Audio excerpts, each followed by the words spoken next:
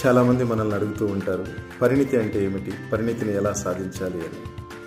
పరిణితి అనేటువంటి విషయాన్ని మనం ఎలా సాధించాలి అనే విషయం మీద మనం ఎన్ని పుస్తకాలు చదివినా, ఎన్ని ఇంగ్లీష్ లిటరేచర్ చదివినా, పర్సనాలిటీ డెవలప్మెంట్ బుక్స్ చదివినా మనకి వచ్చేటువంటి అవగాహన నామమాత్రంగానే ఉంటుంది.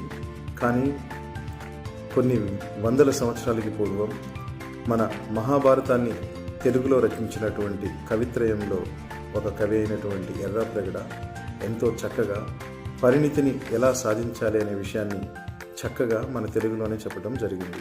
చిరముగ ధర్మముల్ నడప చిత్తముదేరు ప్రసన్న చిత్తుడై, పరుబడి ఇంద్రియార్థముల భంగులు రిత్తలుగా నిరింగి, నెచ్చెరనవి ఎంత వట్టు నిరసించి, తోపధమ సత్యశీలతం పరిణితి నొందు పిదపం, పరమార్థ పద ప్రభావమున్. ఎంత అద్భుతంగా చెప్పాడండి.